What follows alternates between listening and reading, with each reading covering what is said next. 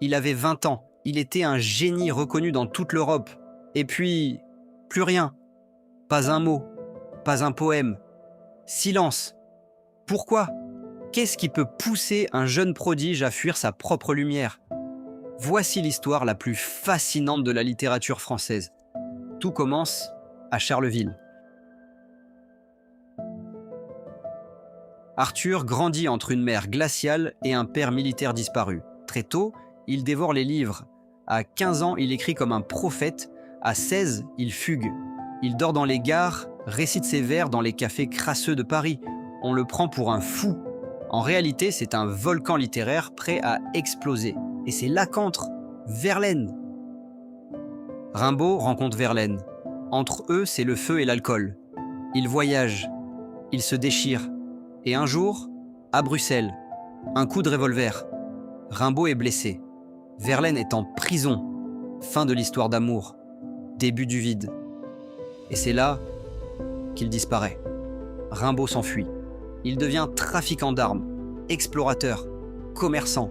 Il écrit des contrats, pas des vers. Il traverse les déserts à pied.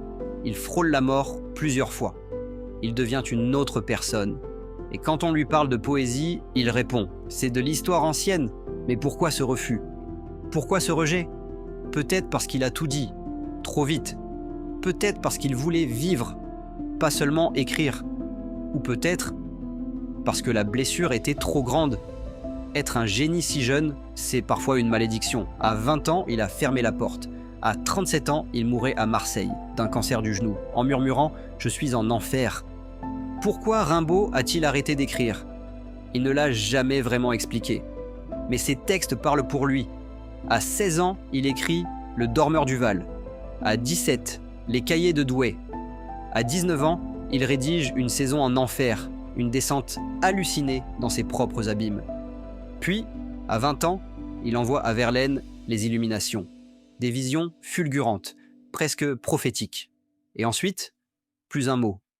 Rimbaud n'a pas abandonné la poésie. Il l'a consommée jusqu'à l'os. Il a vécu l'acte d'écrire comme un incendie. Pas un métier, pas un jeu, une crise. Écrire l'a sauvé de l'ennui, de la haine de la société, peut-être de lui-même.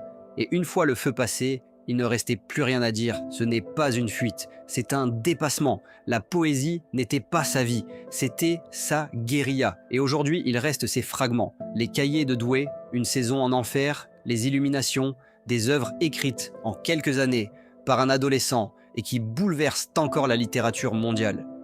Rimbaud a quitté la poésie à 20 ans, mais il a laissé derrière lui une œuvre qui brûle encore. Et si ce départ brutal n'était pas une fuite, mais une forme ultime d'insoumission littéraire, ici, sur les plumes interdites, on lit les écrivains comme des êtres en feu. Si toi aussi tu veux comprendre la littérature comme une quête, un vertige, une révolte, abonne-toi. Adieu.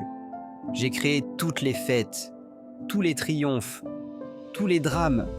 J'ai essayé d'inventer de nouvelles fleurs, de nouveaux astres, de nouvelles chairs, de nouvelles langues. J'ai cru acquérir des pouvoirs surnaturels. Eh bien, je dois enterrer mon imagination et mes souvenirs. Une belle gloire d'artiste et de conteur emporté. Moi qui me suis dit mage ou ange, dispensé de toute morale, je suis rendu au sol avec un devoir à chercher et la réalité rugueuse à étreindre. Paysan, il faut être absolument moderne. Point de cantique, tenir le pas gagné. Dure nuit, le sang séché fume sur ma face et je n'ai rien derrière moi que cet horrible arbrisseau. Le combat spirituel est aussi brutal que la bataille d'hommes, mais la vision de la justice est le plaisir de Dieu seul. Cependant, c'est la veille.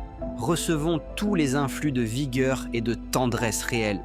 Et à l'aurore, armés d'une ardente patience, nous entrerons aux splendides villes.